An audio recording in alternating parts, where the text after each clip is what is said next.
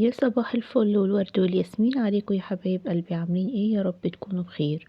يلا نسمي الله ونصلي على الرسول ونبتدي فيديو جديد. اللهم صل وسلم وبارك على سيدنا محمد وعلى اله وصحبه وسلم. كده صحيت يا حبايبي. اول حاجه كده كنت فطرت، اكلت حاجه بسيطه وقلت اعمل معاكم النسكافيه افوق كده ونبتدي بقى ايه يومنا مع بعض. تمام. هكلمكم النهارده في الفيديو ان احنا ازاي نبتدي يومنا صح، وازاي تبقى حياتنا كده هاديه ورايقه كده، وايه ما نسمحش لاي حاجه تبوظ يومنا وتبوظ مودنا. تمام. كده بقى شربنا النسكافيه مع بعض، وكده كان عندي شويه غسيل حطيتهم كده على المنشر.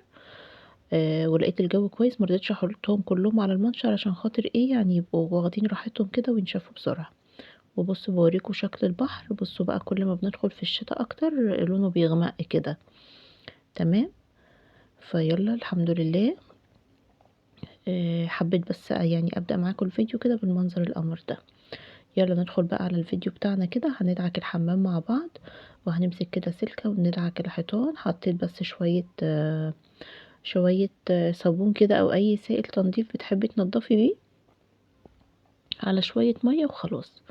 وممكن بقى ايه لو حابة تحطي بس شوية كلور كده على ارضية الحمام. ومسكنا الحمام كده ادينا له شاور محترم كده. فيلا واحنا شغالين كده ايه، اتكلم معاكم شوية بقى. بصوا بالسلكة كده برضو خدت الفواصل اللي بتبقى في الحيطان دي. ونلمع الدنيا كده مع بعض. تمام. فعايزه اقولك يا قلب اختك، عايزه حياتك بقى تتغير وتكوني ست رايقه كده وسعيده، واستغلي بقى فرصتك واستغلي يومك صح. تمام.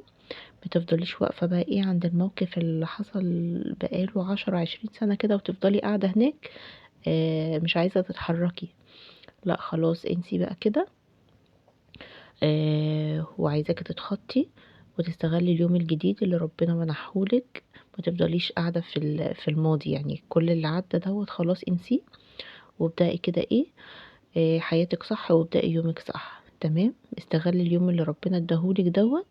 في ناس بتفضل واقفة عند الموقف اللي حصل لها ده لحد بصوا يعني ما بتروح كبرها وهم مش قادرين ينسوا ومش قادرين يتخطوا الموقف اللي حصل له. تمام. فانسي كده وعدي واستمتعي وعيشي يومك صح وبسعادة، وتعلمي من اللي عدى. مش عدى كده وخلاص، لا اتعلمي منه. اتعلمي ان هو يقويكي ويخليكي انسانة جديدة عندها حدود بقى في التعامل مع اي حد. اي حد كان ممكن بيقل منك، اي حد ممكن يلخبط يومك بموقف، باي حاجة بتحصل ممكن تغير لك يومك وتغير مودك. لا خلي في حدود في التعامل مع اي حد مؤذي، مع اي حد ممكن يلخبط لك حياتك. تمام يا قلب اختك. وانتي لما بتحمي يومك يبقى انتي كده بتحمي عمرك كله، لان يومك طبعا عبارة عن ايام. فهماني؟ طب ازاي تحمي يومك؟ ازاي تحمي يومك من اي حاجة ممكن تعكر مزاجك او ممكن تلخبط لك يومك؟ عايزاكي تتخيلي انك ما تمتلكيش غير اللي هو اليوم ده. يعني هو اليوم دوت اللي ربنا ايه، يعني احنا ربنا بيدينا يوم يوم، مش مدينا عمر كامل كده. عايزاكي تتخيلي ان انتي ما عندكيش غير اليوم ده. استغليه بقى صح، عيشيه صح. استمتعي بأي حاجة، ابعدي عن أي حاجة ممكن تبوظ يومك. احمي تركيزك زي ما تكوني بتحمي أغلى حاجة عندك. شوفي أغلى حاجة عندك ايه انت ممكن تحميها. احمي تركيزك، ابعدي عن أي حاجة ممكن تبوظلك تركيزك. انت أكتر واحدة عارفة ايه اللي ممكن يبوظ تركيزك، ابعدي عنه. وابعدي عن أي حاجة كمان ممكن تضيع يومك، ايا كانت هي ايه. ان كانت بقى السوشيال ميديا، مكالمة تليفون طويلة ملهاش اي لازمة، يعني ما فيش منها هدف او منفعة. فاهماني؟ طبعا مش هتقطع الناس، لا احمي يعني كلمي القريبين منك، اخواتك حبايبك، اطمني عليهم. بس طبعا اي مكالمات طويلة ملهاش اي لازمة بتضيع لك يومك بلاش منها. ابعدي عن مجالس الغيب والنميمة اللي بتضيع العمر والايام والحسنات وكل حاجة. تخلصي من كل ده واكيد هيفرق معاكي. تمام يا قلب اختك. يا رب تكوني استفدتي مني ولو باي حاجة بسيطة. هنعمل بقى ايه سندوتشات سريعة كده للولاد. تمام. هنعمل ايه؟ هنعمل صدوق اسكندراني، عملته معاكم كذا مرة.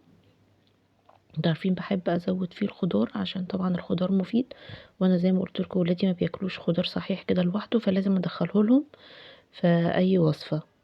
تمام يا حبايبي. فقطعت الخضار كده، قطعت الاول الصدوق وغيرت البلانشة يا بنات، ما بقطعش بعد اللحوم او اي حاجة يعني خضار بعديها، فبغير البلانشة على طول، عاملة بلانشة للخضار وبلانشة للحوم ولكل حاجة عاملة لها بلانشة.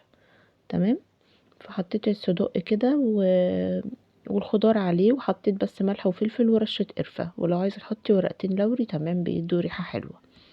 بس يا حبايبي فخلصت كده، وهعمل لهم بقى سندوتشات لان هما كانوا نازلين الدرس، فحبيت اعمل لهم كده حاجة خفيفة سريعة كده بسرعة، عشان برضو ما ينزلوش من غير اكل. فلو وصلتي معايا لحد هنا يا قلب اختك، ما تنسينيش بلايك وكومنت، امر منك.